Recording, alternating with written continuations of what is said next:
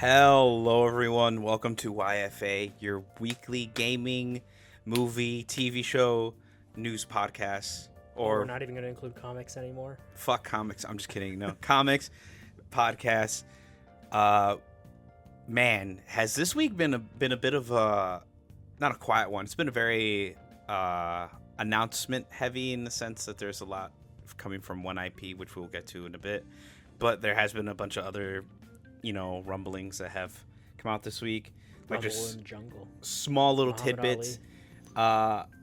The AI Vader in Fortnite, obviously that's been like talk of the town. Have you been watching? Have you seen any of those videos? Yeah, dude, there's actually some pretty cool ones. There's one where they're out, yeah. There's like one where like someone got like AI like Kratos to like talk to the AI Vader, and it had like a full blown conversation, which was actually kind of insane. This is the beginning of the end, Abel. Yeah, they're going to start talking. They're going to start understanding each other. There's going to be a Terminator with Christopher Judge's voice in it, and it's going to sound like Kratos. Cool. Jesus. Obviously, we got news about some movies. I mean, this was some. I wouldn't say old news. We did hear about it, but we are getting a video game movie, which we'll get to, and there's a couple other things that happened and that have been the talk of the town this week. But let's start off with the first topic. You want to go for it, Al? It's Welcome to Derry.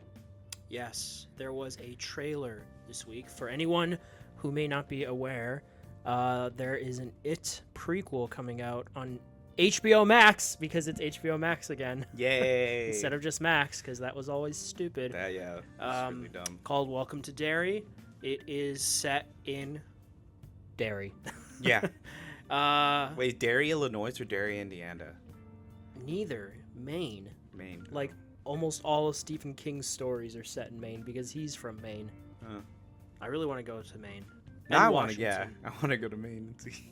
But yeah, this is a prequel to It. This one is set in the 1960s, 1962.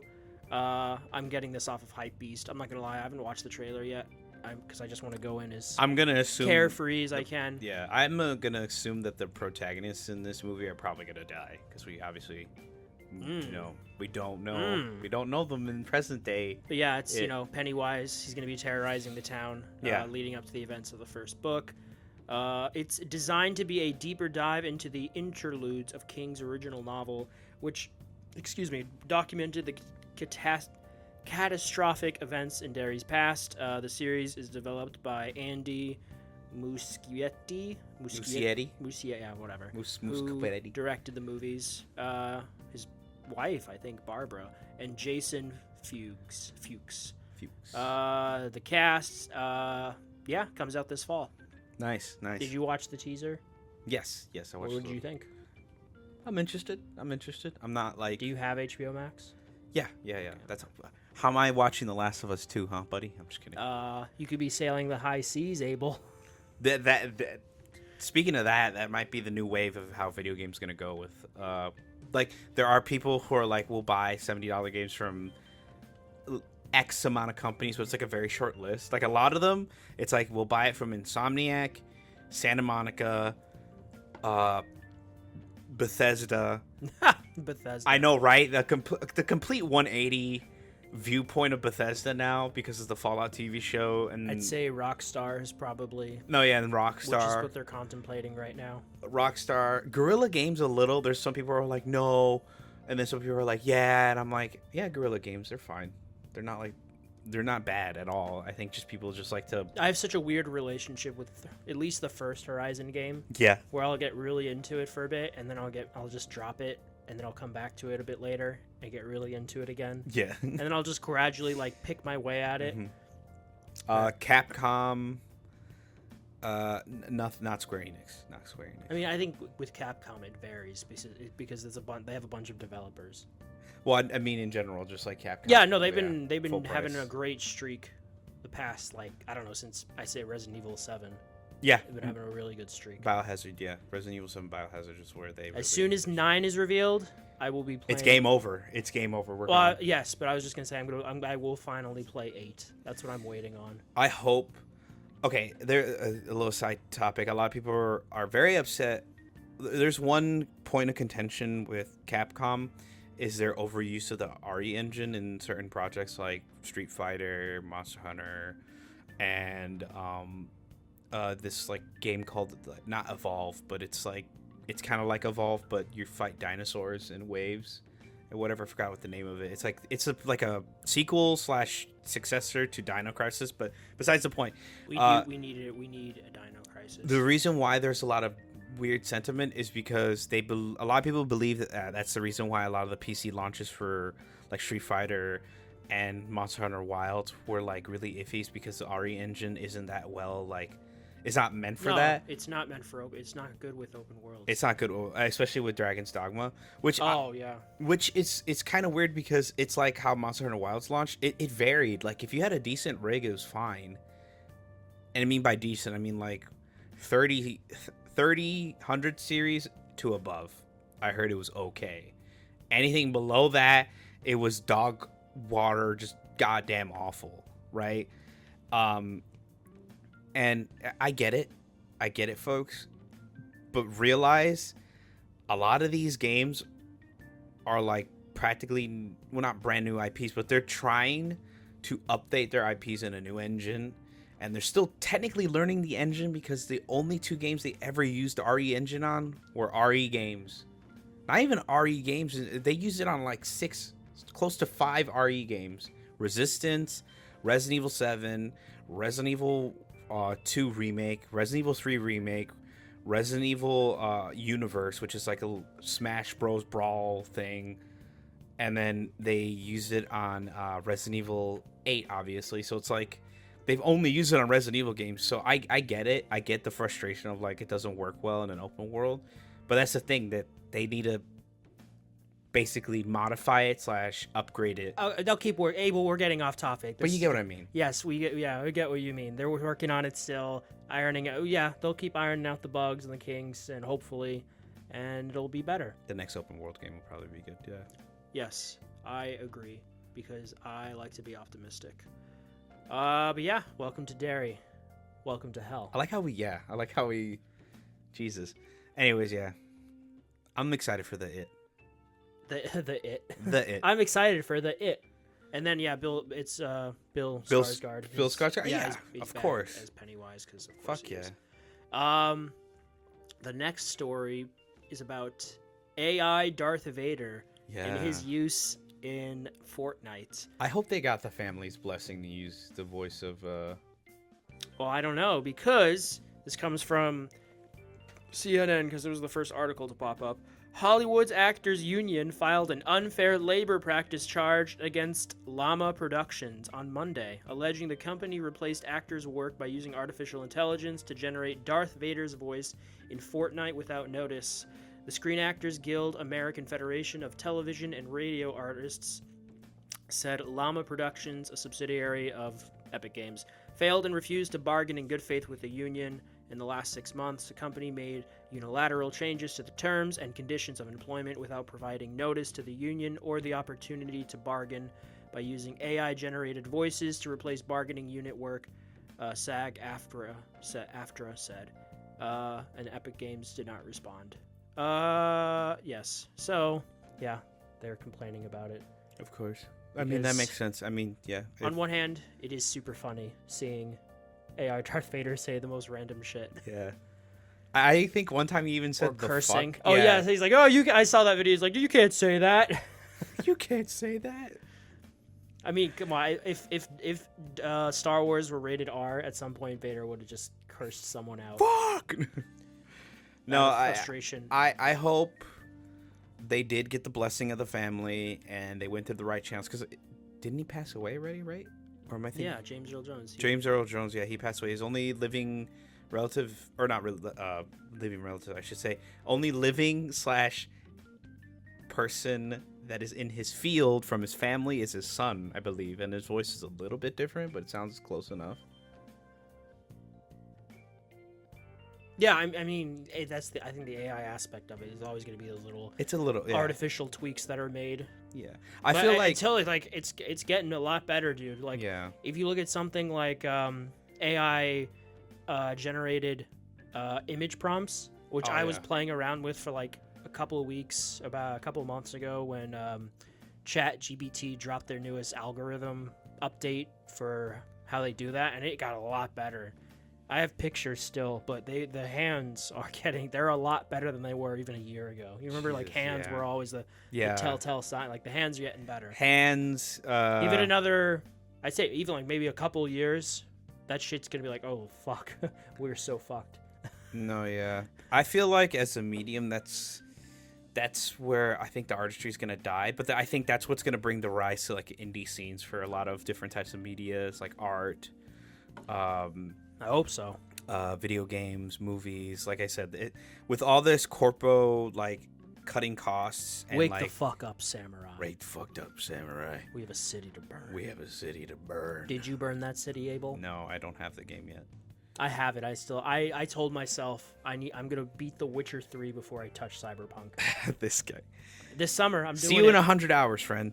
Yeah, I know it's a big game. But like I said, with this, it's a good and bad thing. Bad thing is a lot of those high production movies now aren't going to be as, I would say, artistic or like. Well, it depends on how they utilize it. Exactly how they utilize it. And this was a point of contention when with the strike. Yeah. What was that, like a year ago now? Mm-hmm. They want the use of AI.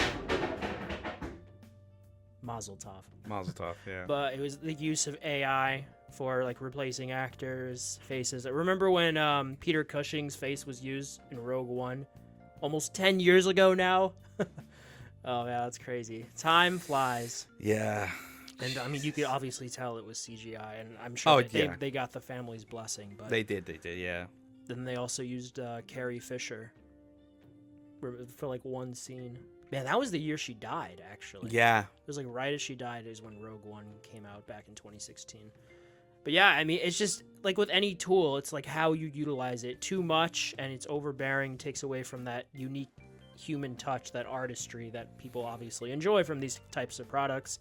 But if utilized in a way that enhances without overstepping an artist's vision, or eliminates some of those mundane processes that are taking up a lot of time, especially now in, like, the video game industry. I mean, you and I know how fucking long it takes to make video games now. It's ridiculous. Yeah. Like, what did it was an example. Oh yeah, I saw a rumor. I think it's the same way, kind of like how Cyberpunk was in production for like a decade, but then actually it didn't. It was more like 5 years or whatever. But like, there was a rumor about Sony Santa Monica's sci-fi game, and that they started working on it. That team at Sony Santa Monica started working on it right after God of War 2018. Yeah. Which was 7 years ago. Yeah. And you're like, what? We still haven't seen it. I think it might have been scrapped, maybe. No, that was before. No, why would it be scrapped? I don't know. There was a sci-fi. Well, no, because it takes long for the video. Look how long it's been since fucking GTA 6 They started working on that pretty much right after Red Dead 2 came out, and that was also 7 years ago. It'll be 8 years when it comes out next year, but yeah. No, it hasn't been scrapped. Mr. Negative Nancy over here. Their original Internal 7 or something like that, before they did God of War 2018, that was scrapped. There's a whole... Okay. No, it hasn't been scrapped. It just takes long now. The same way with how it's taking Naughty Dog forever for their... Can we get a Raising whatever the sci-fi game's name is next documentary? We're getting a lot of... I mean, if that's true, we're getting Soros from Sony. So we're going to get another Horizon eventually. We're getting Intergalactic from Naughty Dog, and then we're getting Sony Santa Monica's sci-fi game. So if you're a sci-fi fan, you'll be eating good if you have a PlayStation or a PC, because they'll come to PC eventually. And yeah, okay, hold on. Real quick side note. And yes, Neil Druckmann does have the concept/idea of Last of Us Part 3. He's kind of busy making a different game right now. So people who I mean, that's... I do think we'll get that. I can see that being a PS6 title at this point. We're getting that on PlayStation 6. I know we're not going to get it on this next gen. We got remasters. I get it. But those there are dedicated, like, fans who will buy them. And then obviously... it kind of sucks. But there are new people that are coming... Yeah, it's the from same the way, TV show, which is I get it. Yeah, that's part of it. For sure, that's why they're doing The bundle that I bought this summer. The complete edition? Yeah. You bastard. Well, I don't have a physical copy of either of the games, so I wanted a physical copy of both of the games. And it's a nice looking steelbook, so. How much? But yeah, you're right. Again? It's like $100. It was like $100 for 2 games plus extra shit. It's like a big box.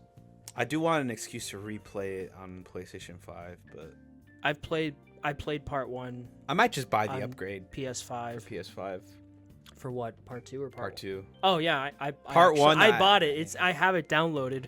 I still haven't played it, but yeah, I bought that. Part 1. I need to. I'll probably buy.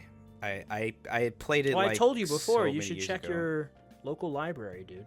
I will. There is one. Won't. Pretty cool. You won't. You've said that before. I did. I actually checked my local library. What? When did you do this? Oh, well, actually, a couple days ago, I went to go check if that was in their library. What did you find? No, but they had Doom Eternal in Doom 2016. I asked them. Oh, you looked for Doom: The Dark Ages? Yeah, I mean. No, don't be. That literally just came out. No, it was funny. He was like, "Oh, we were supposed to get it this week." Really? Yeah, and then he was like, "What happened?" He just said they got backed up on other. Back that demon ass up. Yeah. No, they just got backed up on like other video games because they ordered like one copy of Expedition 33 and a couple other games. I'm like, oh wow, like you guys are really. He's like, yeah, a lot of people come in and like to rent our games and like bring them back. And he's like, that's the one thing that he says he hopes no one ruins by like stealing one. Yeah. But they're all pretty much the community here that I have been like, they've been like, oh yeah, they returned. What's your games. library? What do you mean? What's it called? Oh fuck, I don't even know the name. I just addressed and I just went there. It's okay. You I feel bad now. I feel so bad because there's second thought. Shut him out, Abel. I can't shut him. For shame. My fault. But we'll have to see what happens with AI Darth Vader and if anything comes of it. I think they'll just keep using it. With anything, they'll keep pushing the limits of how far they can get away with it or how much they can get away with it. Yeah. Until they just absolutely can't. But, look at our world now. There's no consequences. Fuck all that. Fuck that noise. But the next story, Randy being dumb. Oh, yeah, that sounds like. Randy Pitchford from Borderlands from what Gearbox. did he do now? Because I actually I don't think I've heard this story. This past week, Randy said some dumb shit. He said he was responding to a fan who had expressed concern for, how much Borderlands 4 would cost because of, Nintendo raising their prices, Xbox raising their prices. Oh, yeah, never and he mind. said, I did hear this story. If you're a real fan, you'll find a way to make it happen. What the fuck? Okay, here's the full exchange. Randy, this game better not be $80. Don't take that risk. A lot of gamers aren't going to pay $80 and feed this notion of constant increase of the price tag. You are the CEO. You have some say with the price and when it comes to the publisher. And here's Randy's pitch for Randy's response. A, not my call. B, if you're a real fan, you'll find a way to make it happen. My local game store had Starfleet for Sega Genesis for $80 in 1991 when I was just out of high school working minimum wage at an ice cream parlor in Pismo Beach, and I found a way to make it happen. That is true. He's not wrong. No. I will say it is a bad take, but he's not wrong. Games back then were fucking expensive. No, absolutely. They were. They're fucking expensive. Yeah, especially if you adjust for inflation. Yeah. Well, not even that. Back then, it was cartridges, dude. Cartridges were fucking expensive to make for companies like that to even sell like millions of copies like that. It was until the disc came around that's when video game value just dropped because it was easier to make discs. And now their excuse now is like, oh, games are a lot harder to make, so we have to increase the price. It's no longer about distribution. It's all about the cost of production, which fucking sucks. And bottom line, guys, yeah, paying $80 for a video game is a bit fucking much. Back then, it was fucking normal because, like, they had justification. They needed to port it on a cartridge. They needed to get box art that was made out of cardboard that wouldn't last more than like a month if you left it out in the air or had spilt a drink on it. Mind you, like they weren't meant to last. Now they come in a nice plastic case. It's usually nicely sealed and very neat and whatever, what have you. And it's a disc. It's a lot flatter. It's a lot easier to transport. You can make thousands of copies of it in a minimum of minutes and copy a bunch of data onto those discs. Yes. But go on. That take is very bad though, Randy. Come on. Then someone did used a quote or like a long spiel from Handsome Jack from Borderlands. I'm not gonna read the whole thing, but it's just funny. Yeah, it's just like kind of like poking fun at like out of touch corporate dude, saying, like, oh, you're gonna buy this amazing experience and you'll like it. And then Randy replied to it saying, in seriousness though, nobody likes being taken for granted, and it was not my intent. I'm humbled by the love and support everyone has shown the team as we push hard to get this amazing game in your hands. They're crushing it, and I can't wait for everyone to play what's going to be the best Borderlands ever. Regardless of where the price lands, it's going to be worth it, and then some. Back to work for me. Which is all like a nothing statement. It's kind of a nothing, like half apologetic. Yeah. Like he didn't fully admit like, oh, that's my fault. No. That's Randy for you. Yeah. I will say, like I said, I agree half and half, but I do agree that it's a bad take. It's a very bad take. I don't agree. I think the wording of it was just out of touch. Yeah, it was out of touch. You'll make it happen. You'll make it dude, that. Like, you make millions now. Don't pretend to be one of us anymore. Yeah, you're not there anymore. And like the world's in a really bad spot. I was gonna say interesting, but yeah, sure. It's in a bad spot. It's not in the best of spots right now. Yeah, especially here, the U.S. Everything's not going too great for us because we love shooting ourselves in the penis. We're gonna get censored. Where, like, really think about it. Yeah, your game was like $81 back in 1991. But what the fuck were you worrying about in 1991? You're working at an ice cream parlor. Half of us can't even fucking find a job anywhere. Yeah, I have a buddy who just finished, and my sister too. They both just graduated, and they're having trouble in the job market. Exactly, the job market's fucking ass. I saw him yesterday. We saw Mission Impossible together, which I'll talk about later. But yeah, he's been in the market since January, looking for something. Yeah, he has little side gigs, as according to him right now. But like he wants that, full-time position in the degree he fucking fought for, and I agree with him. That's where this is my message to everyone who just graduated or has been graduated since COVID. Do not give up on applying to your dream, but your main objective right now is survival. As much as as it is a meme, like I don't know if you've ever played that. Okay, Vault Tech. Not even that. Like as much of a meme as it is in like Halo, where like the main objective changes. Survival. But no, just like legitimately Tropic Thunder. Go for job security right now. You just need money flow. Do not put your dreams / ambitions on the side. Keep practicing. It'll be tough, but no, I'm just saying it'll be tough. It'll be tough, but it'll be tough.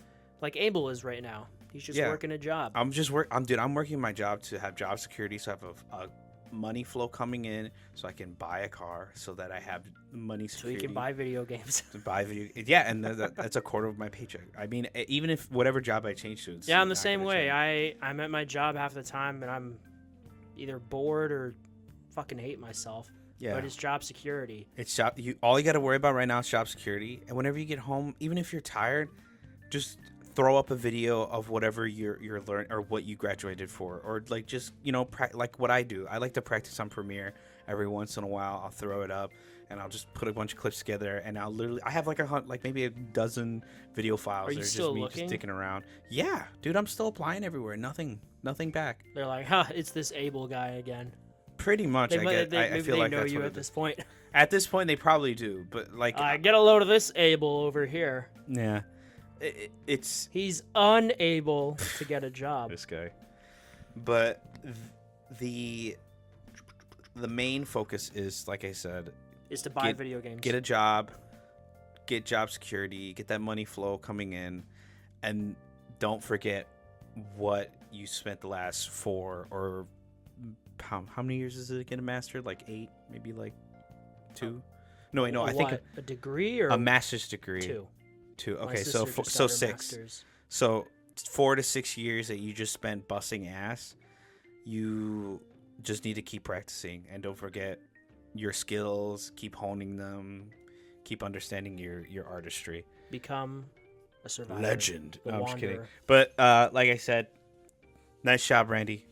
Idiot. We're really doing a good job of going off topic with each. Well, I mean, that story. kind of has to go with the topic we're talking about. He's just A little, yeah. It's not even like a little. in a broad spectrum. In a Yes, broad spectrum. yeah. But yes. Continue. Randy being Randy, how much do you think Borderlands 4 will cost? If they're smart, they'll do 50. It will not be 50. 60 would be acceptable at this point. 60, yeah. 60. 50 ain't happening because they're doing Mafia for 50. They're not going to do all their games for 50. I can see Borderlands 50. I mean, like, the reason why I say that is because Borderlands 3 really kind of left a bad taste in everyone's mouth. I think I think it's going to be 70. I'm going to think it's just going to be the normal full price. Maybe. Probably. They need it. You know what? Fuck it. This is Randy we're talking about. It's going to be $90. They need to do an open beta. I hope they do, or an alpha for people to play. No, I agree because I mean, from what we've seen so far, it looks very good, promising. Yeah, but promising, but no one's got hands-on. yeah, it's all about the hands-on, baby, like Death Stranding. Hands-on, baby. But next thing, Hellblade 2. Game number 3 of our predictions. Hellblade 2. Game number 3. 2 more to go. This guy. Abel doesn't know what I'm talking about because he's not a real fan of our podcast. What? Of our whole podcast. He's not a real fan. He's just here for the paycheck. What? You guys getting paid? Wait, yeah, we have cameras. We have like a whole production set right here. Because someone keeps forgetting to set up the camera. You. Yeah, I don't get paid enough. No, I'm just kidding. No, I actually need to find the. I don't know. He does. I don't know what happened to the SIM card. That's my concern. But it was announced this past week that, unsurprisingly, saw this coming. Hellblade 2 is making its way to PlayStation this summer. Wow, that's a surprise, to be honest. I thought we were going to get Halo first before Hellblade. Nah, Hellblade makes more sense. Halo, I think, will be next year. Maybe, well, we got Gears and Forza first. Those are pretty big. I mean, those are big Microsoft. Those are juggernauts, yeah. Yeah. On the same day it comes to PlayStation 5, it will get exciting new features across all platforms as a free update. It is the enhanced version, although it's unclear how exactly the game will be improved. Added features, immersive haptic feedback on the PlayStation Store, DualSense controllers. But yeah, I'm not surprised. I mean, the first game's on PlayStation. With Microsoft strategy lately, this was only a matter of time. Okay, what I'm referring to, like we did last year, we have our yearly predictions. And one of our predictions that I think I came up with is that we were going to get 5 Xbox games announced for PlayStation this year. So far, we have 3. Forza, Gears, and now Hellblade. So we need 2 more. 2 more. I'm going to say Starfield, because Nate the Hate, he said that's getting announced. Yeah, Starfield will be one of them. And then I personally would want Ori. Even though I've played those on PC. Yeah, Ori. Okay. You know Ori. Yeah, I know Ori. I'm just surprised you think Ori would be. I said personally, that's what I want. Yeah, no, what I think is Starfield. What I personally want is Ori. What's the second one? Because you just said Starfield, and then there's one more. And then you said Ori. Personally. That was okay, so those are your 2. Okay. Yeah, that would be like, okay, I mean, logically, that's a fair point. I don't even, what's come out recently. I mean, Indiana Jones is already on there. That's already on there, yeah. I mean, we just got this year on Xbox only. If you're doing a pick, and South of Midnight, but I think those might be next year. I think we get those on PlayStation. I think, in my opinion, these are ballpark outer space wants. Outer Worlds? No, that we already know about that. Yeah. That's day one. That's day one. I'm Insomniac's. Sunset over. That would be That would be really good. I don't know how that works because I think Xbox still owns the rights, but obviously Insomniac, yeah. So no, wait, fuck. I think I have to look this up. One of them owns the rights, the IP, and then one of them owns the publishing rights. I think it's kind of tied between Xbox and Insomniac. Yeah, that's what I'm saying. I would like to see Sunset Overdrive. That'd be cool. That would be cool. I need to get back into that game. I never beat it on Game Pass, but yeah, that would be a fun one. Especially with obviously Insomniac being on my PlayStation now. Yeah, and their movement's always great. And then I would like to actually see Quantum Break. Is it Castle Crashers? Is that the name of it? That sounds familiar. I think I know what you're talking about. Yeah, it's the like little knight dudes. Is that like your personal one? Those are my personal ones. Like my personal one is Ori. Yeah, yours is Ori. I don't know. The only reason I'm not sure about Ori is because there's a reason they cut themselves off from the developer. I think they're called First Moon or something. Yeah, something. It's because their head dude is a piece of shit. Like, he's just insufferable to work with, apparently. And he's just like has a toxic work culture. I mean, I love both Ori games. They are phenomenal. But, there's a reason that they cut them off. Xbox cut themselves off from them. They're like, yeah, have a good life. Yeah, and then now they're doing... oh my god. It was the game that was announced, I think, at the VGAs last year that I saw and I was immediately all about. And it's in early access right now, and it's been getting semi-mixed reviews, like the combat's not all there or something. Oh, I'd have to look this up. Whatever, it's their new game. Anyway, yeah, Ori would be mine. I think Starfield we hear about before the end of the year. And then we need one more game, and our prediction will come true. Yep. But yeah, did you play the first Hellblade? Mm-mm.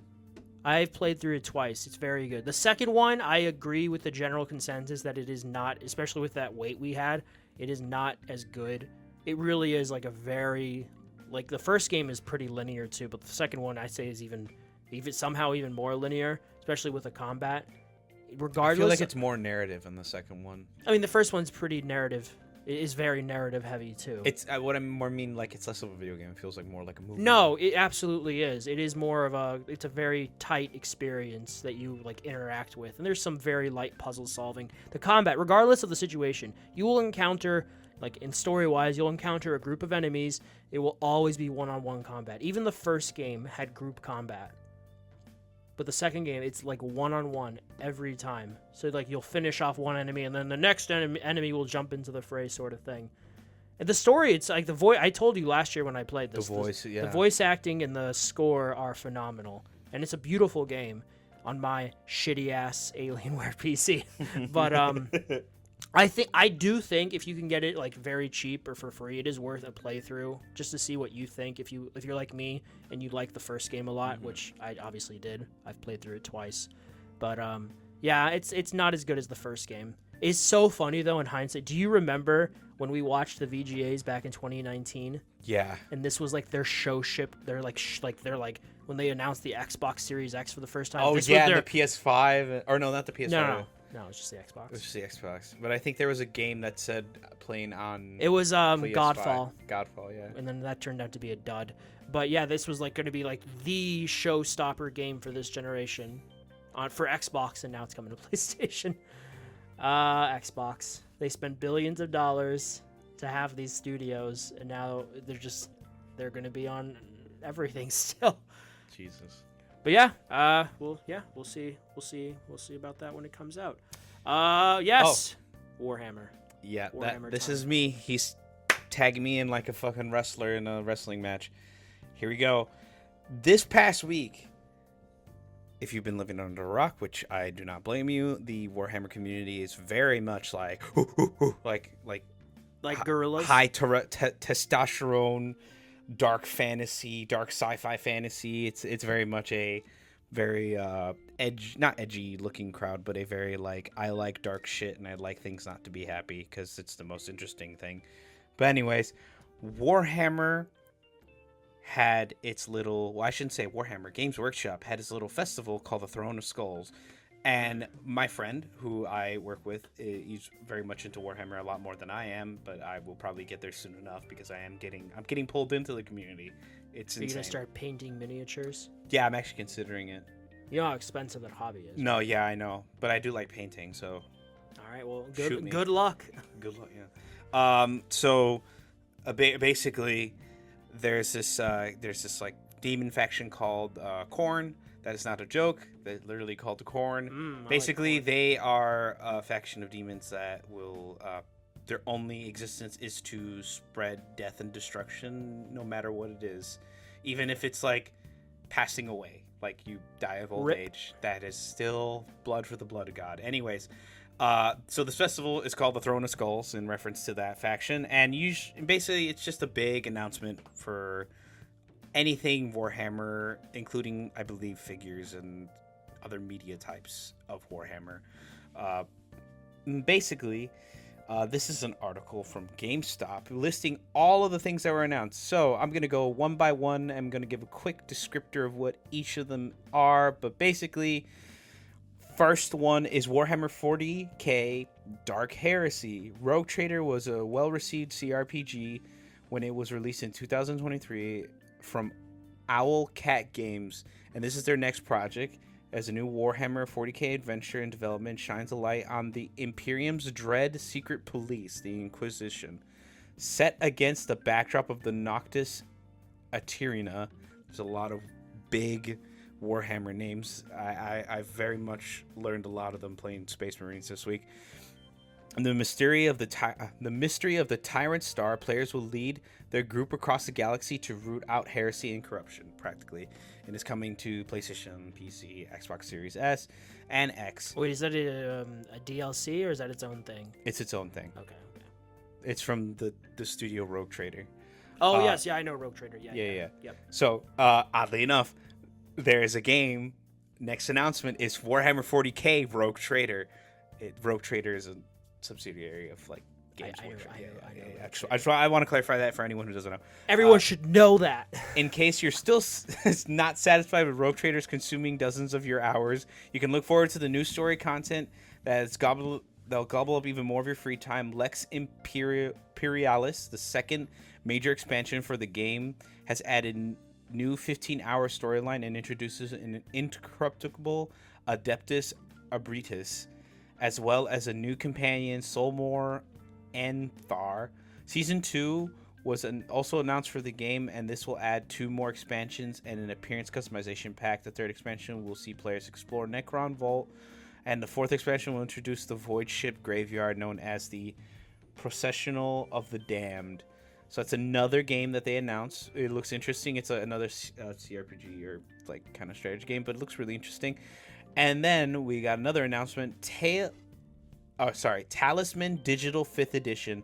5 more characters that were previously available only in Talisman Digital Classic Edition. The Druid, Mistral Ranger, Swordsman, Jester are being added to the Talisman Digital 5th Edition starting July 10th for players who will be able to purchase the co-op expansion alliance. Fate beckons on Steam for this game. So it looks like it's like a D&D inspired Warhammer game, which I'm all down for. Next is for me. I say for me because I've been playing it a lot. But Warhammer Total War Warhammer 3 is getting another DLC called the Tides of Torment, which is adding a new faction to the Norscara tribe. Basically, in the game, this kind of faction is basically a horde faction, and they are very much they hunt big. Well, okay, they're from the outer wastelands of the continent, and they're basically coming down north to raid everything. But pretty much, fans of the Grand Real-Time game can look forward to the new Lords pack that will add 3 new legendary lords into the Immortal Empires campaign mode. They're all... Oh my god, I'm sorry. They are also be a new battle mode and new units, fresh gameplay mechanics included here. The new Tides of Torment DLC will be announced summer of 2025. So we will get more on that. And I'm excited. Next thing is Warhammer combat cards. The Demarin Primarch Argon will release a next Supreme Commander from the Warhammer card game. So there's for those Warhammer card nerds. It's so funny. Warhammer has so many they have the video games, the tabletop. Oh yeah, it's books, D&D now, and we're gonna get card games. All the TV show stuff, movie stuff with Henry Cavill. Yeah, and he's a huge Warhammer fan. Oh, so he's gonna do it justice. I know. That's why he's at the head of it. Yeah. Hopefully, third time's the charm for him when it comes to these nerdy Amazon. IPs. Please let him Superman failed. Yeah. The Witcher failed. Please. Third time's the charm, man. Just let him be. Let him be the guy. Let him be. Let him be. Let him be. Let him be. Anyways, next thing, the new mobile game Warhammer 40k. Whoa! No, I'm kidding. What the fuck? No. I was joking because you said mobile game. Mobile game. Well, no, this game's been around a bit, but Warhammer 40k Tacticus is getting a new faction based on the Adeptus Custodes. That's who Henry Cavill plays as. Yeah, Custodes. The Custodes, the Adeptus Custodes. Very, they look very, very cool. Like custodians. Yeah, ha ha ha. So, also, Blood Bowl 3, the next season of Blood Bowl 3 launches June 10th, and it'll add a new faction to the Brutal Sport Khorne. Khorne is being added to Blood Bowl. I do love me some Khorne. If you guys don't know what Blood Bowl is, it's just a funny little spin-off game that's like football meets Warhammer, and it's kind of funny, cool. It's not a game you're supposed to take seriously. It's not really canon, but it's kind of fun to see these characters move like that. But anyways, and what? From the depths of Boomer Shooter, we're getting Warhammer 40k Bolt Gun 2 Type Edition. Oh, you're doing okay, Type Edition. Yeah, so basically Warhammer 40k Bolt Gun is going to be on-rail shooter, but you have to type words out like Typing of the Dead. If you remember that game, that was pretty fun. But anyways, basically it's same thing. Everyone was like, "Oh man, no Bolt Gun 2." And then literally to follow up that announcement, Bolt Gun 2 was announced. Yep. Yes. And everyone was like, "Oh my god, Bolt Gun 2." And it's the same voice actor to voice the main character, Calo Mirando. I forgot his name. Oh, Malum Kaido. There you go. We'll continue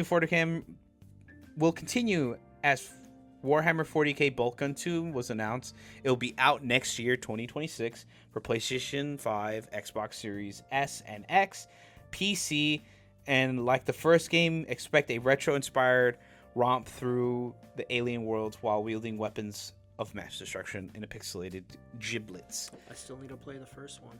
I have it in my library. I'm not even halfway through the game, but I played like 10, 12 levels already, and it's really fun. Average time per level for me is about like 12, maybe 15 minutes.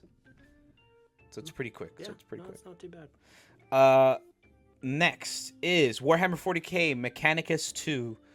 Ahead of the upcoming release, we got a new look at the Mechanicus 2 and the planetary conflict between the Adeptus Mechanicus and the ancient Necron dynasty. The trailer showed off several new environments that'll serve as the battlefield in this new turn-based tactics game. Another turn-based tactical game. Pretty cool. Then we have Warhammer Vermintide 2, which I also own and am pretty excited to see that they get another update. I really do. I guess out of the both Warhammer universes, I do like dark fantasy a little bit more. I do like the fantasy side, but the sci-fi side is pretty cool. Sci-fi is pretty cool. Third level of the Venomous Dreams campaign has been released as a free update for Vermintide 2. If you've been wanting to try it out, the co-op shooter was added to Xbox Game Pass recently. So if anyone wants to try it, go ahead and play it on Xbox Game Pass. I highly recommend it. It's basically Left 4 Dead, but in Warhammer Dark Fantasy.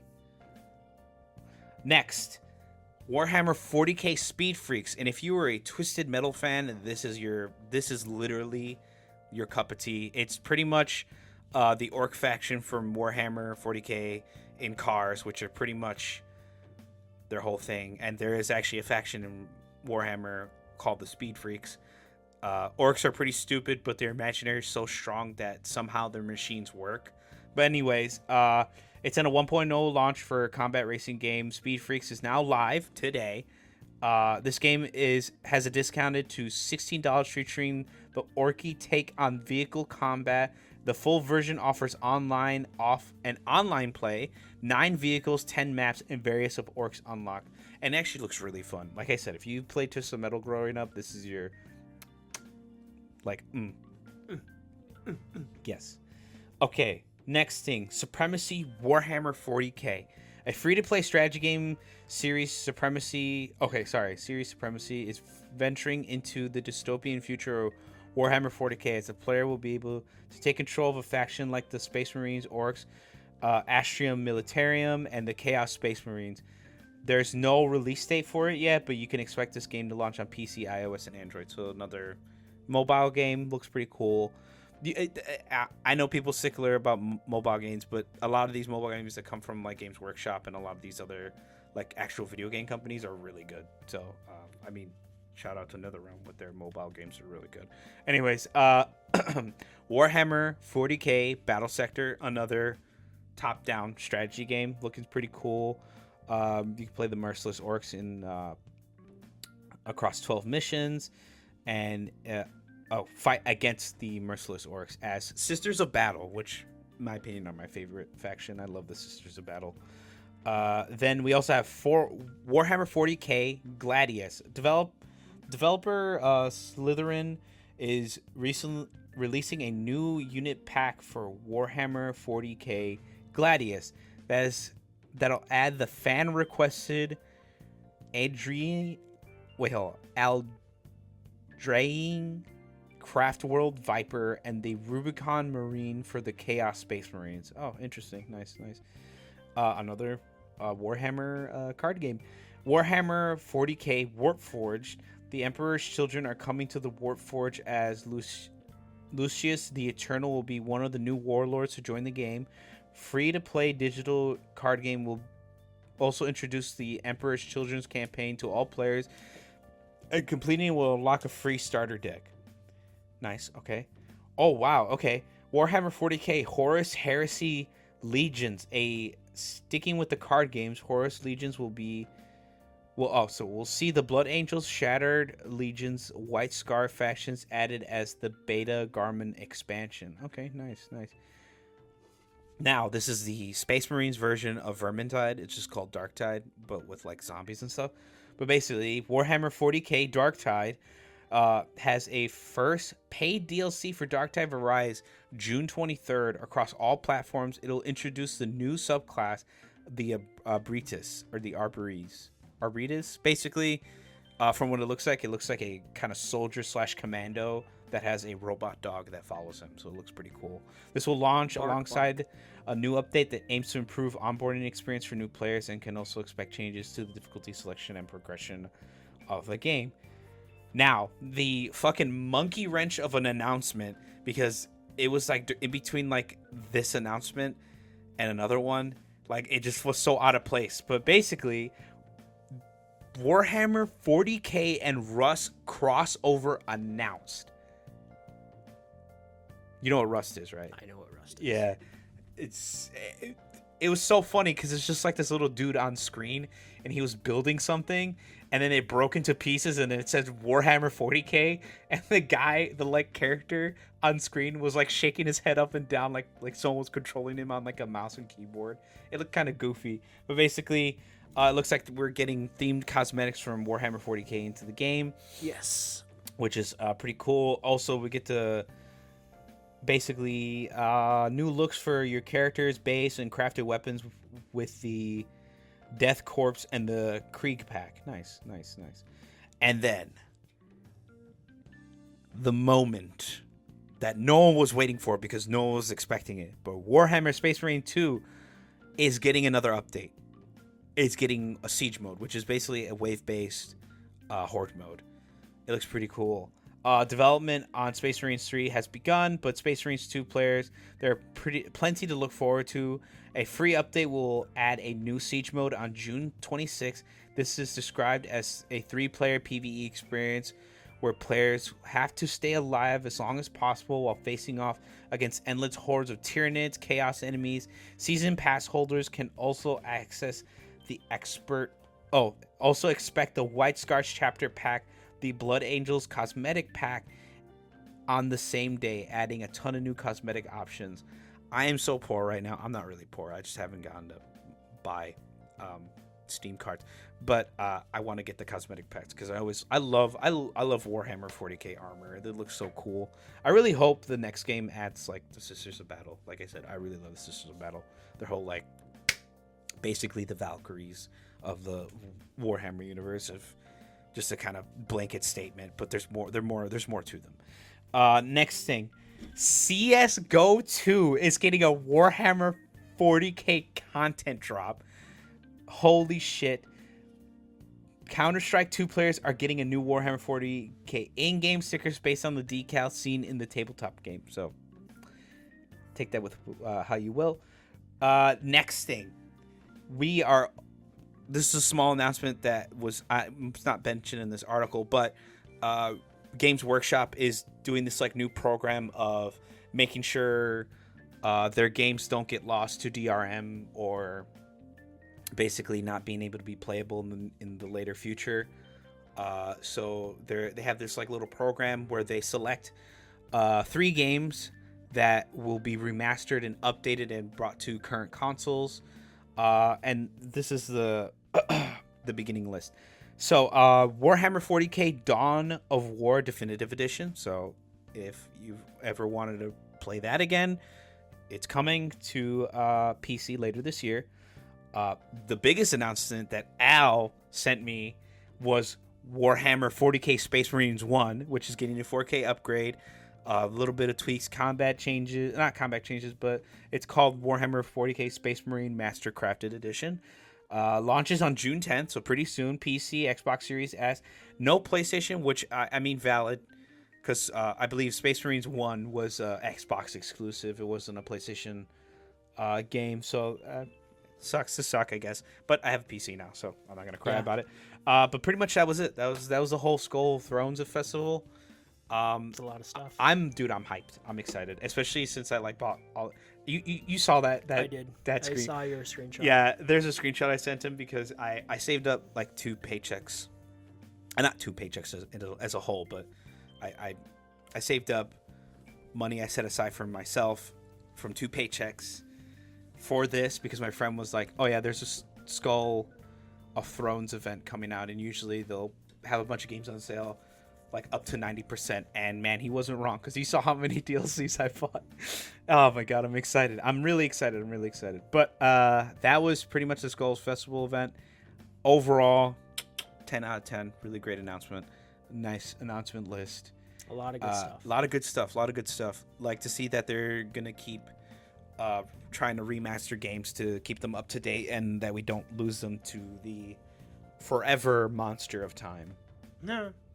Yep. Time. Nothing can beat it. Nothing can ever beat it. Next thing. This was announced, I know, last week, but I think there was a little bit more extra news about it. We're getting an Elden Ring movie. Oh, it was officially announced this week. Yeah, it was officially announced this week, which is, wow. Cool. I really like Elden Ring. I just don't know how to feel. I'm just like, I hope this does well. If it's a movie. I mean, the Helldivers movie. It's a movie. Yeah, like a lot of people are gonna be like, oh well, why do you like the Helldivers movie? Why are you excited about this movie coming out? It's because those are like kind of goofy tones. Starship Troopers. Yeah, Starship Troopers. It's Helldivers. You literally just copy and paste the Starship Troopers fucking storyline. There you go. And then just replace the characters. Obviously, there you go. That's Helldivers 2 movie for you. Yeah. But this is like a super serious Miyazaki movie, or not Miyazaki, but you know what I mean. It's like. It's Miyazaki's baby, Elden Ring. Like, how do you make a movie on that? Just the tone. Like, you don't do a 1v1 adaptation. You take from the existing lore. Yeah. The world. Oh, this is what people are saying. It should be, there's a character in the game that lore, like, canonically, got to the end, but just couldn't do it. Like, he tried so hard and got so far. No, but like in the end, he was it didn't even matter. Tarnished that was closest to becoming Elden Lord. Like he literally Don't you become an Elden Lord at the end? You become the Elden Lord, yeah. But he was the one who got the closest. Like he beat everything that you came across. Like why didn't he make it? For a girl. It's always a girl. He didn't want. Okay, I'm gonna spoil this. This is like a 5-year-old game, but I'm exaggerating by how long the game. 3. It's a 3-year-old game. It's a 3-year-old game, but if you haven't seen the whole game, fuck yourself. Each tarnish is given a maiden. A maiden helps them guide with grace and levels them up, right? What they don't tell you is you have to throw your maiden into the fire so that the brambles that cover the Erd tree burn away. So is that what you did? Did you throw your maiden into the fire? No, she's like, I have to do this. This is my purpose. And you kind of just have to let her go. Aren't there multiple endings, though? Yeah. The ending he chose was not to kill her. So he decided to go with the Frenzied Flame ending. Basically, find the 3 fingers. He found the 3 fingers. It branded him onto his face. And that's actually how they look like. They found out he was in talks because a Frenzied Flame is like this bad, like, thing, really bad. Like there's no good that comes from it at all. It just burns everything away. They found out and they sealed him away. But like I said, he was the closest. Like, to tell you, story-wise, when you get to the top of the Fire Giants Mountain, that's the furthest any Tarnish has ever been. So past that is unknown territory. That's why, like, a lot of people will say, like, Far Missoula and, like, later half of the game, you really don't know where to go. It's because no one's gotten that far. So, like, there's no real, like, where to go direction, and that's why there's not a lot of NPCs towards the end of the game, is because no one's gotten that far. You're the first Tarnish to actually kind of get there. That's like, this is your story. But like I said, I think that's what they could do, is tell his story, because it's the only NPC story that's really fleshed out. And they could do that, or it'll just be its own thing. Or be its own thing, be another Tarnish that didn't make it. Could be. But yeah, I think there was rumblings about it before, but then officially it was announced this week. It's coming from A24, and it is being written and directed by Alex Garland, who is known for a few things. He directed Ex Machina. Recently, he helped direct a movie called Warfare. Did Civil War last year, but the movie is another adaptation, but of a book that he did that is kind of like, you watch that and you're like, okay, this guy could do something really, really special with this, is Annihilation, which is a great fucking movie. You ever see it? Sounds familiar. No, I don't think I've seen it. You gotta watch it. It's a really good, twisty, trippy sci-fi experience. Twisty. But yeah, he's written a few. He wrote Dread. He wrote 28 Days Later. But yeah, if anyone's gonna do this, he's one of those guys. I'm like, okay, I'm very curious to see what he does with this. Yeah, because he's not a nobody. He has a. I hope he just understands the source material. That's all I ask. Yeah, same. I think with like Annihilation too, because that's an adaptation of a book. He didn't do a 1v1 adaptation. He just kept like the vibe, the vibes and the tone and the message that's presented in the book, but then told its own story, which I think I could see him doing for this. Okay. But yeah, I'm curious to see. I'm very curious about this, because this is like not on that level, but almost like if you announced like Spielberg was doing a fucking Call of Duty movie or something. But yeah, I am curious to see how this turns out, because I like him as a director. So I don't think. Yeah, have you seen any of his movies? No, I don't think so. Name a list them all. Like, not list them all. List a few. Ex Machina, Annihilation. I seen Ex Machina. Okay, there you go. Yeah, it was his first movie that he directed. Okay, yeah, I've seen Ex Machina. Men, and then Civil War. Last year, Civil War. Oh, that yeah. The one with the reporters and stuff. One with the reporters, yeah. But yeah, we'll have to see. But then keeping in the realm of movies. Avengers. Yeah, I was meant to say movies, and then I read Avengers. Avengers. They've both been delayed. Yeah. 26 and 27. December 26th and then like May 2027 for Doomsday and Secret Wars, respectively. Damn, we're supposed to get them this year, right? No. God, no. They're filming right now. No, it was supposed to be next year. Just like earlier in the year. Earlier. Okay. No, Abel, don't be a crazy. Imagine. It's May. We're getting to the end of May. That would have been nuts. Oh, the VFX team, man. I'm glad they have more time to breathe now, figure things out. So I'm happy about this, actually. Yeah. There's plenty for me to watch. But yeah, that was kind of the big news. I swear there was something else that I saw, but... About it? Oh. No, it was something else movie related, but that was the big momentary thing. Yeah, I saw that. It was interesting. With Avengers being delayed. But yeah, no. Delayed. I am mostly just happy for the VFX team. They're given more time because it's a big reason why you see a lot of spotty VFX is because they're just not given as much time as they should. But then you have something like Avatar and they're given all the fucking time in the world, and then you get Avatar. And I mean, say what you will about those movies, but they look gorgeous. Yeah, they look great. But yeah, we'll have to see how they turn out. But yeah. Oh, this is me. Yeah, you wanna go on a tirade? Okay, small tirade. Actually, I don't want to go too long to it because then I'll just get more mad and repeat myself. Basically, if anyone's been under a rock this past, why do you keep accusing people of being under a rock, Sable? Because I don't know. What, you want to be under a tree trunk? That's the only one that's maybe they live lives that normal people live that we don't. Probably, I don't know. I don't and know. What is a normal life? I don't know. Not being as tuned into this bullshit as we are. Probably. Anyways, so the director for the showrunner. Well, he's a showrunner, but he was director for the episodes. So showrunner for The Last of Us Part 2, as we know, is the guy who did the whole Last of Us. Whole Last of Us is also was he a showrunner or director of Chernobyl? Yeah, he's the showrunner. Yeah, he's a showrunner of Chernobyl. Okay, yeah, so he's a showrunner of Chernobyl. So we know him for that, and we saw how serious that movie was. And he wrote the Hangover movies. And he also wrote the Hangover. Fun fact. Yeah. I like the Hangovers. There have been a lot of obviously criticism online, going like, you know, the script / writing / directing of the past few episodes have been kind of like not hitting as well, and just like not all there.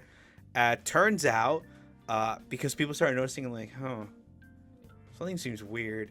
So people checked who directed the Last of Us Season 1 episodes. It was like a couple different, I think, directors. Yeah, it's usually it's a hodgepodge of directors. For shows like this. Yeah. But Neil Druckmann, I think. He did. He did most of it. No, he did not do. He did a few. He did like. Oh man, which episodes did he do? I know he did the last one, didn't he? I'm pretty sure he did the one with Bill and Frank. He did that one. Yeah, and I think he also did the last one of the season. Yeah. So people were like, what's up? Like, well, why is there such a tonal shift? I mean, there's still like the dark tones from the game and everything in the TV show.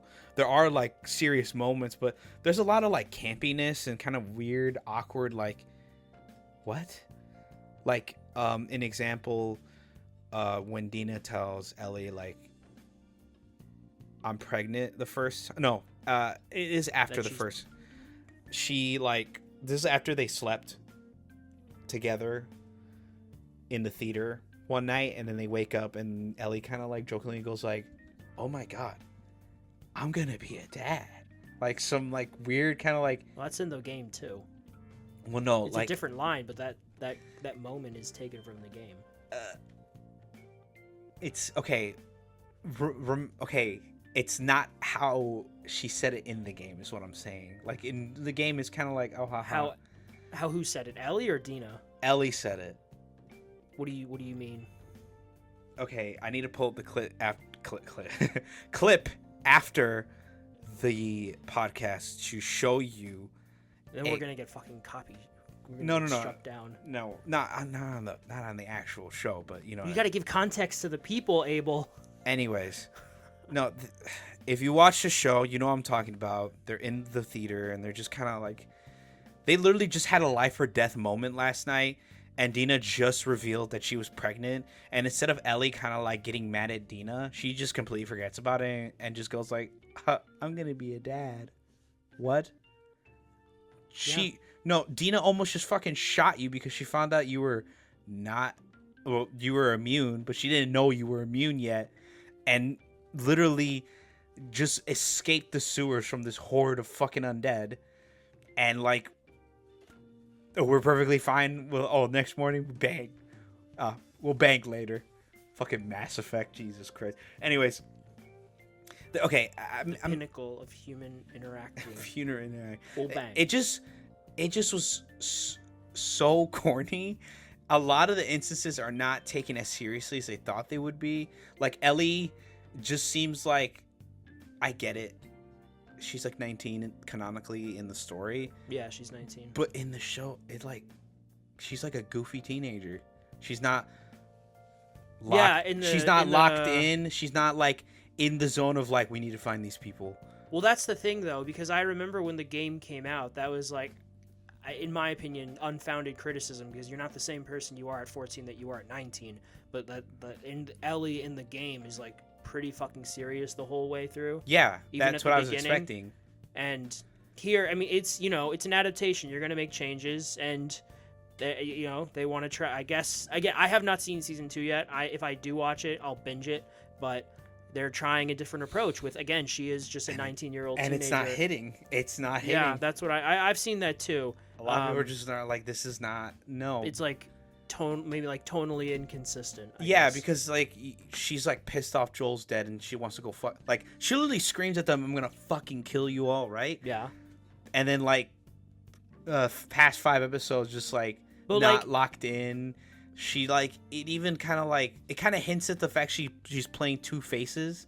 Like she's being happy in front of everyone, but when she's by herself, she's like quiet and like very deadpan. But like they don't play that up. They don't like. I nothing against the actress. I just don't think she was the right person for this. Her acting's fine. It's literally just she doesn't look like a 19-year-old Ellie. She still looks like she's 14. Dina looks like she's 14 too. The actress is 19. Is 19, yeah. But that's the thing. She doesn't look 19. Yeah. I get it. A lot of people have baby face. There's a shit ton of 19-year-olds that still have baby face.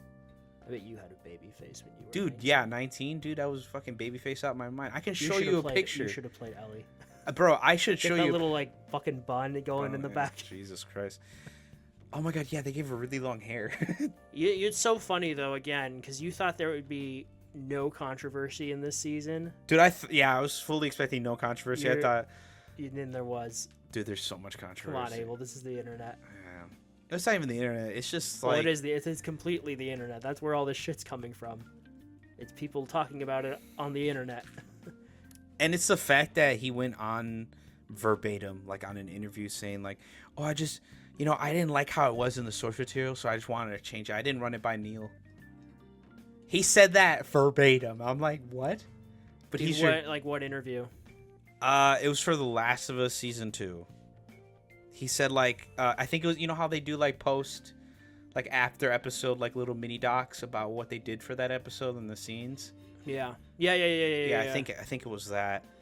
But it just, like, it boggled my mind because it's, like, you can tell which shows... Okay, the episodes that are everyone's favorite are the ones that Neil Druckmann directed. What's so funny? It's and the ones that the other dude directed are no one's favorite. They hate it. The divisiveness when part 2 came out. Have that fucking subreddit on Reddit that just like they exist only to hate on part 2. Even it existed before the game came out, and then it just amplified after the game. Those leaks happened in early 2020, and then the game came out, and now I've seen posts saying like, oh, now they're just shitting, on the show, whatever. And they're calling the game a masterpiece. And I'm like, you fucking two-faced fucks. Yeah, like, no, like, I didn't like the ending of Game of Thrones, but I got over it, and I moved on. I'm like, I don't feel the need to go online and bitch about it every day, but dude, I guess some people do. That's the one thing that I find funny. People in the comments are going like, why is everyone treating the game with such positive energy? Where was this like 4 years ago, man? No, I mean, it did get a lot of accolades, but no, yeah, the online discourse with part 2 was just ridiculous. Yeah, it's funny because I remember. Oh, I'm sorry. Go ahead. No, yeah, it's because like there are people criticizing the show. Yeah, and then people are like, okay, why all of a sudden is everyone going like the game did it better? The game was better. 2020. Yeah, hindsight's 2020. The game is 5 years old now. Maybe some people appreciate social norms are changing. Maybe they just need to bitch about something. I don't know. Yeah. But continue what you were gonna say. No, I just kind of going off of like all that. I guess you could say divisiveness online. I remember reading an article from a news site called The Daily Wire. They're a right-wing, pungent piece of shit, but they had an article talking about the woke bullshit in part 2, and then they talked about Like, oh, it was so funny, the blatant misinformation, and they changed it too. I wish I had screenshotted at the time, but they changed a couple of things. But then there was one point about how, because the game mostly takes place in Seattle, and obviously Seattle is a very left-leaning city, and there's, like LGBTQ flags and representation, and they talk about how, like, oh, there are LGBT, there's rainbow flags in the game and stuff, but there's no American flags because they're unpatriotic. And I'm like, well, one, that's a stupid take, and two, that's literally incorrect because there are American flags in the game. So you're lying to try and prove your point. And then they talk about, oh, is Abby trans because she's jacked and whatnot. And then you're like, oh, there's no confirmation. I'm like, well, actually, if you play the game, there is. She's just a jacked bitch. Yeah, she's just a jacked. And and they don't talk about it. And there's literally a trans character in the game, but they don't bring it up because they didn't. The actual trans character. Yeah, I'm like, come on, guys. Like, come on. You're pushing it, yeah. Yeah, it's just, yeah. It is funny, though, that they couldn't get... I mean, there are bodybuilders out there with that, like, Abby's physique from the game. But there's not ones that are actors. No. God, no. No. It's kind of tough. You have to, like, get... I mean, in the game, they modeled her body off of I can't remember her name, but an actual bodybuilder. Her face is someone else, and then she's voiced by Laura Bailey. Yeah. She's like Darth Vader. She's three different characters. Yeah. The body, the face, and the voice. Yeah. Next thing. The marathon situation is a lot worse. So, besides the train wreck of a stream and a train wreck of a situation with the whole artist thing, yes, they have to do a whole full game in-game audit of like all the assets. So they practically have to go and do everything from the ground up again, texture-wise, like everything, which sucks. But right now, morale at Bungie is absolutely at an absolute low. And there was an article that came out from an ex-Bungie dev saying that management was toxic and completely hard to work with, to the point that they even gave warning and heads up, like, if you release this game with only PvP with the kind of community you've garnered, because with Destiny 1 and Destiny 2, the community they garnered wasn't like a PvP like community. It was a PvE focused player versus enemy community, because that's what mostly people play, was like strikes, patrols, or whatever, right? What have you, just shoot enemies. You don't have to really think, yada yada. Like PvP, yeah, like the gunplay, PvP wise, is fun, but that's not your main audience that you've garnered, because that's not the game that you released. If Destiny was like an arena shooter PvP game, then yeah, probably. But like I said, not it. So they warned them. They're like, Marathon should come with a like PvE mode, because if it's PvP, VE. PvP, PvP, PE. Yeah. Like, it's not going to be fun. It's like the players that, like, the community you have garnered are not going to buy this game. So what is this game going to be for? Oh, it's going to be for new players. I'm like, it's going to be for Abel. But that's the thing. The new players don't even like it. No one from Tarkov wants to play it. They've been Tarkov players that played it, are like, it's not my cup of tea. I don't want to play it. There have been like players who never heard of Marathon played it, and they only played it for like a day or two, and then they never came back to log in. They even have data saying that no one came to play after 2 days, and that was it. So like there was a closed beta, right? Yeah, there was a closed alpha. That turned into like an open alpha. Yeah.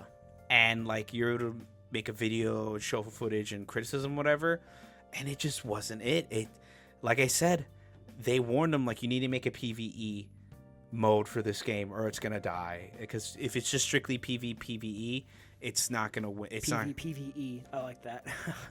It's not gonna stay alive. I agree with you. I just think there's a lot of it's a lot of mismanagement. Trepidation with Bungie right now. It's a lot of mismanagement. It's management. Absolutely. It's management. And I just don't think the interest is there for something like this. No, it isn't. This maybe like 5 years ago. On Marathon. Yeah, maybe.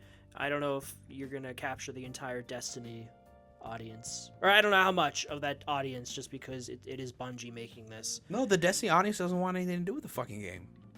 Yeah, that's fair. It's so funny seeing Sony fumble after fumble of these live service projects this generation. Good. Like, obviously, we heard it with the 2 cancellations earlier this year, and now we're like, we're gonna go a whole generation without anything from Bungie. Bluepoint. Or Bluepoint. And who was the other one? The Days Gone people. Yeah, I know what you're talking about. Bend. So, like, we're gonna go a whole generation without anything substantial from those 2, which is just criminal. Fuck you, Sony. Yeah. And obviously, last year we had Conquered, which, yeah. And this is gonna be the new Overwatch. Fucking dumbass. And then right now, this shit with... Oh, not just Marathon. We didn't talk about it, but Fire Sprite, their game. Arc Raiders? No. Fuck, what's it called? I don't even remember what it's called now. No, a little quick side continuation. Like I said, they fumbled the bag, mismanagement. Fair Games, yeah. Haven is apparently I'm getting this from like two hours ago. It doesn't feel good to play. It's super clunky in its current guise. But this is from a PlayStation podcast, Sacred Symbols. The game recently had a pre-alpha under codename Project Hearts, and the feedback has not been good. And also, the lead chick there... the game director? Yeah, oh my god. If I saw her name, I'd recognize it. Give me a moment. But she was the one who used to work at Ubisoft and whatnot. God damn it. Jade, whatever. She left, basically. Of course. Like, this was like her new studio. She left. So, yeah, not a good look for PlayStation when it comes to these. Thanks, Jim Ryan. Yeah, and he's gone now. Anyways, so just they need to destroy Bungie from the ground up. They need to break the foundation and plant new foundation, aka get rid of all of their management. It is no longer Bungie there anymore. Whoever used to love making Halo, Destiny, and Destiny 2 are not there anymore, because they aren't. They're all gone. They're gone. They've been gone for years now. Man, it hurts a little, because it's a studio I grew up with, and seeing all the passion getting thrown to the side for I want to make money and catch a trend instead of I want to make a game and an artistry is getting thrown out the window. And like I said, it literally all is traced back to bad management, from ex-devs to previous situations I've had happen before, but on a smaller scale, because it wasn't a new release game. This is a brand new release game. I feel bad for the devs. I feel so bad for the devs, because they're trying their best to make a game. It is literally just management saying, nah, we don't need that. Nah, we don't need this. But anyways, next thing, to end on a lighter note. Helldivers 2 just released a major update. It's looking amazing. The Illuminate are attacking Super Earth. Super Earth is legitimately under attack. A new mode, or I shouldn't say mode, a new map/mode has been unlocked. We are now fighting in major cities, and it looks pretty cool. It's really cool. There's like huge firefights. There's new enemies of the Illuminate that were added as well. They're called Leviathans. They're like these giant, like the actual Leviathans from that Marvel movie, The Avengers. Never heard of the Avengers. Oh, you fucking bastard! You know what I'm talking about. Anyways, kind of like that. They just float around the city. They shoot shit and they destroy buildings and everything. It's really fun. But anyways, that's pretty much it. A little wrap on the bow for this week. I do need to play Helldivers. You really do. There, besides the little update from Helldivers, I forgot to add. They added full weapon customization for all the ballistic weapons. Not a lot for the special weapons in the sense of like the electric shotgun or the laser weapons yet. They will probably add some later, but not right I think now. it's on sale right now for like 30% off on Nice. the PlayStation Store. Yeah, you should pick it up. Anyways, what did you do this week, Al? What did I do? I beat a game called Atomfall. This was released earlier this year. Studio called, I think, Rebellion. It's on Game Pass, but it's on everything: PlayStation, PC, Xbox. Think of it as Fallout Light set in Britain. You wake up in a bunker, You go outside. You're like, what's happened? You're in a quarantined area in northern Britain. There's been an accident at a nearby chemical nuclear plant, and your goal is to figure out what happened / escape. You meet a wide assortment of characters. There's factions you fight, exploration. Again, it really is, except for it being, there's 4 sections to explore instead of it being one big open world like Fallout. But it really is, like, it's Fallout with the British coat of paint, some decent RPG light mechanics. You can kill everyone. You can beat the whole game without interacting with anyone. You can kill them all, so that's an option. There's 6 endings, basically how you decide to escape the quarantine area. The big mystery catch is that since it's Britain, there are telephone booths. British. Yes, British. And a lot of the times you'll go near one and it'll ring and you can pick it up and there are mysterious voices giving you like vague directions and hints on what to do next. So you can follow that, or you can meet other people and decide to, I want to escape this way with this person, and so on and so forth. But that is the name of the game, is trying to escape the quarantine zone. There's some decent clunky combat. I used a cricket bat because it's Britain. Some solid enough gunplay. Really good exploration. I think that was my favorite aspect of the game. There's a lot of good little clues and hints throughout the world that unlock leads, as they're called, so you can look at your map and it's pinpointed using latitude and longitude instead of just giving you a flat out like waypoint to go, like Skyrim does, for instance. But yeah, really good experience. 12 hours to beat on the second hardest difficulty, which is like the recommended version. But yeah, really good time there. Off topic, I forgot to say last week I beat Avowed. I didn't forget to say that, but right now, that is my most played game of 2025. And I meant to ask you, I feel like I know what it is, but what's your most played game of this year so far, Abel? Is it Monster Hunter? Yeah. Yeah, that's what I figured. Actually, wait, no. No. Actually, yeah, no. Monster Hunter, and then my second, just by under an hour, which actually might overtake Monster Hunter, is Total War Warhammer 3. That makes sense. It has 126 hours on it. Yeah.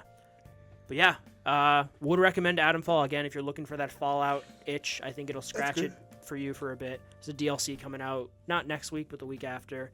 Looking forward to that. Yeah, good time. Legos. I played episode 4, Lego Star Wars 2, the original trilogy. It's Lego Star Wars. It's a port. I had it. I wanted to play something on my PlayStation. Probably beat that this weekend. It's Lego Star Wars. What did I watch this week? Final Destination Bloodlines. My first Final Destination. Very good movie. Very fun kills. The ending was really funny, but it's Final Destination. Like, there's an intriguing enough premise, story, if you're familiar enough with the lore. This family's fucked. Let's just say that. It's a fucked family. Yeah. Not good, but really fun kills. The next Karate Kid. This is the one with Hilary Swank from the 90s. Because there are 3 with Ralph Macchio from the 80s, and then this is the one with Hilary Swank from the 90s, but still Mr. Miyagi. It's not good.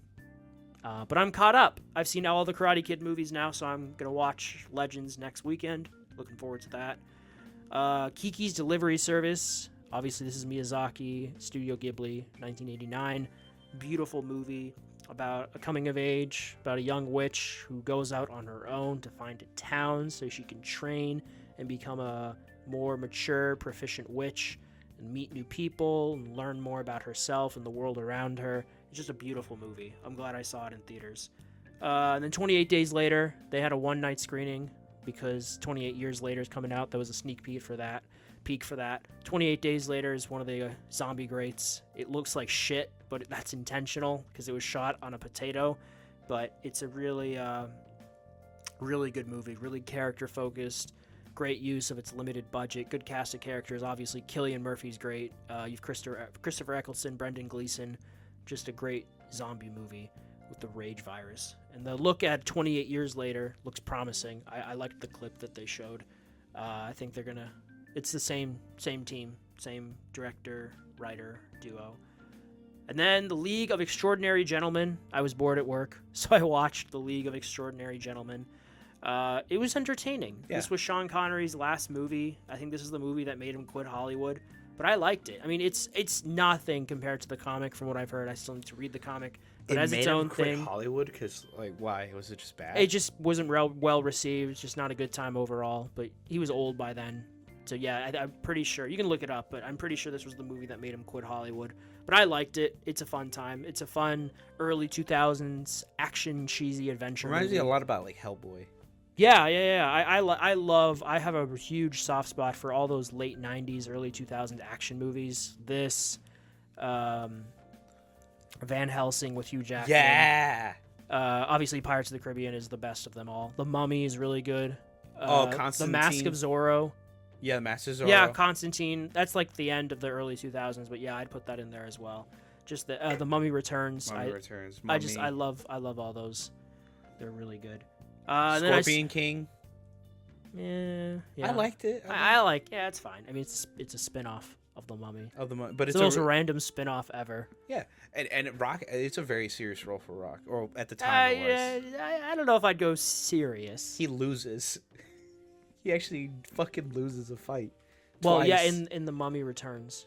I mean, he wins in the. Well, no. In the Scorpion King, he loses 2 fights, and then no, I know, but like wins he's at the end. Yeah, I mean, a lot of movies have the good guy lose a bit, and then they win at the end. Yeah, and then they made like 4 sequels, and then he changed his contract. He's like, I don't want to lose anymore. Yeah. No. Yeah. But now I think he's probably dialed it back. He's like, because with this new movie that. Yeah. They played a trailer for it yesterday at Mission Impossible. The Smashing Machine. Smashing Machine, yeah. Yeah, A24. I can't wait I actually can't wait for him to be in it. Well, he is in it. No, I'm excited to see. Yeah, to see how he is in it. Yeah. And then I saw Mission Impossible yesterday. The Final Reckoning. This is the final Mission Impossible for now until Tom Cruise decides let's do another one. Yeah, it was. The first act was really, honestly, it was a bit amateur and clunky with its pacing and exposition. But the second and third acts, pure Mission. Oh yeah, pure Mission Impossible. There are 2 major set pieces in this, and it's just like, there's Tom Cruise being a lunatic again. He's just doing a crazy Tom Cruise, being crazy Tom Cruise. But yeah, the airplane sequence. He break a foot this time? Not that we know of. That was his leg, but I know what you're talking about. That was on Fallout. But and then the underwater submarine sequence were both really well done, and the ending was open ended. That's why I think he will come back to this eventually if he's able to, because he's Tom Cruise and he can do whatever the fuck he wants. It's the power of Scientology. It's the power of love. Scientology. But yeah, I'd recommend it. If you're a Mission Impossible fan, you'll probably like this. You'll see it. You don't need my recommendation for that. You'll see it either way. And then I read Superman: A Friendship Unleashed, which was like a shitty little, tie-in comic for the movie. It's its own standalone. It's basically an advertisement for those dog chewable things, the dog bones. Oh, okay. I can't remember what they're called, but there's a brand because Crypto's in the movie. Crypto. So it's a little fun little adventure with Superman and Crypto. Nice. It's not connected to the movie. It's like it takes place in the same universe, but it's not canon. So like whatever. I was bored at work. No, yeah. But then I did read Invincible Universe Battle Beast issue number 1. Prequel? During. It's I don't know what you'd call that, but it's set during the events of Invincible. Oh, okay. You remember right after Battle Beast is like first properly introduced with Machine Head? Yeah. And he just wrecks everyone. He's like, "You guys suck," and then he dips. It picks up literally right after that. So he commandeers a ship, and he kills the crew because he's Battle Beast. And the computer's AI is like, well, I kind of liked them, so fuck you. And he's like, well, actually, our goals align because I'm trying to find the ultimate adversary who will kill me.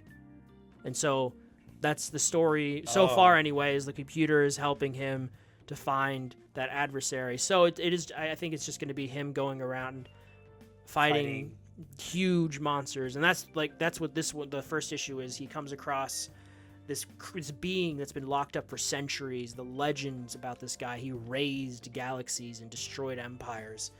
They're about to inadvertently doing this is bringing up Mark's power level, because Mark fights Thrag one-on-one. Yeah, I don't have no idea. I think this has to be obviously a mini series because the scope of it is limited. Because again, this takes place during. Yeah, he dies. Yeah, I told my friend he didn't know, but that's his fault because he never finished the series. Yeah, so that's on him. He dies Thrag kills him. Mm-hmm. So I think it's a limited series, but the artwork's gorgeous. I just love being back in that universe. So I really liked it. That's what's funny. Like, he's not gonna lose to any of these monsters. No, it's just like him. It's like I think it's going to be like a monster of the week sort of thing. Yeah, something like like Buffy or X-Files, where they're not gonna lose, but they're fighting different monsters every week. Godzilla in space. Imagine he fights Ghidorah on a meteor, and then he fights Cthulhu. He fights fucking dude. Speaking of Cthulhu. Yeah. Yeah, I know. I need to do that. I do too. I have it downloaded. I haven't played it yet. You don't know what we're talking about, but we're talking about Doom: The Dark Ages. But what did you do this week? You nerd. I did a lot of Warhammer this week. Unsurprising. Yeah. So Warhammer Vermintide 2, played a bit of that. I also played Total War Warhammer 3. Yes. Played Warhammer Space Marines. How far into it are you? I'm in the part where the Chaos have made themselves known to me. Oh yes. The cult. The cult. The Thousand Suns. I know where you're at. Yeah, the Chaos faction of the Thousand Suns. Obviously, I mentioned it. I played that earlier this year. Great campaign. And I also played. I forgot to put it on the list, but I also played Warhammer 40K Bolt Gun 1. I need to play that stuff. Yep. I also played Overwatch 2. I played Doom Eternal, Fortnite, and I also played some CS:GO 2. I played a lot this week. Unsurprising. Yeah. Okay, Al makes it seem like I played like I spent hours on each of these games. Like, these were probably like micro bursts of like an hour or two. Yeah, I know. I switch. That's why I play so many. I switch between them. What did you play the most of this week? I would say Warhammer 3. How much time do you think you put into it this week? If I can check on Steam, I think I put maybe 15, maybe 20. Yeah, for me, obviously the game because I don't like to do micro bursts like that. I like to focus on one, maybe two games at a time. Yeah. So for me, it was Atomfall this week, nice. And I took like 12 hours. Well, it's interesting because that disparity, because according to the Xbox stats, it took me 12 hours to beat it, but according to the in-game save file, I have a 9-hour. It took me like 9-ish hours to beat that, and I'm like, I didn't sit on the main menu for 3 hours. So I don't know where that disparity comes from, but yeah. Different approach to gameplay. Gaming. Video. Yep. And what I watched actually while I was playing Total War Warhammer 3, because it's a turn-based strategy game. Well, not turn-based, but it's a strategy game that has like you actually have to take turns, so like certain events have to play out before your turn can start and you can start doing shit. I watched 911 on my other monitor. I also watched Spy X Family. I watched Harry Potter: The Deathly Hallows Part 1 and 2. And I also watched the original Lilo and Stitch. Ohana means family. And family. Are you going to see the remake at any point? No. No? No. I'll watch it eventually when it comes on Disney+. Yeah. But no, I'm not going to watch it. They completely destroyed Pleakley and, what's his name? Champa. Yeah, I heard that they were not utilized great. Yep. But like Lilo and Stitch. Lilo and Stitch were casted well, I heard. They cast Stitch well. No, I mean the CGI. Like they could have tried like originally with ugly Sonic, make him look realistic. Really, yeah. And then they're like, hey, that looks like shit. Looks like fucking shit. But yeah, watch the original Lilo and Stitch. So, but that's pretty much what I did this week. Yes, I didn't read much this week besides articles and shit about Warhammer. Yes. Lore. But that's a wrap for this week. Is it, Abel? Yeah. Is it a week? Is it a week? Is it a week? A wrap of the week? A week of the wrap? He's gonna go insane, folks. Anyways, this has been YFA. Thank you for tuning in. Please leave a like, comment, subscribe. Let us know. They won't. If you're enjoying the show or not. You probably won't, but no who cares? One will. We still average 10 viewers an episode. It's better than nothing. And half of them come from Abel's family. Yeah. Well, actually, no, oddly enough. But your uncle we do average an hour an episode, so yes, that's not bad. That's not bad. That's not bad. No. But yeah, hope to see you guys around, or listen to you guys. We'll do a Goodbye. meetup in 5 years when the audience. Yeah, okay. When our audience blows up when our audience grows from 10 to 20. to 20. Yeah. That's what we'll do. We'll do a meet and greet. We'll do a meet and greet. Where should we? Somewhere in Chicago. Yeah, just at The Willis Tower. Sears Tower. No one likes to call it the Willis Tower. Or the bean underneath. Just underneath the bean. Yeah. Just set up a little table. Most people are like, who are you guys? Like, we're YFA. Like, okay. Okay. And then walk away. Yeah. But goodbye. Yeah. See ya.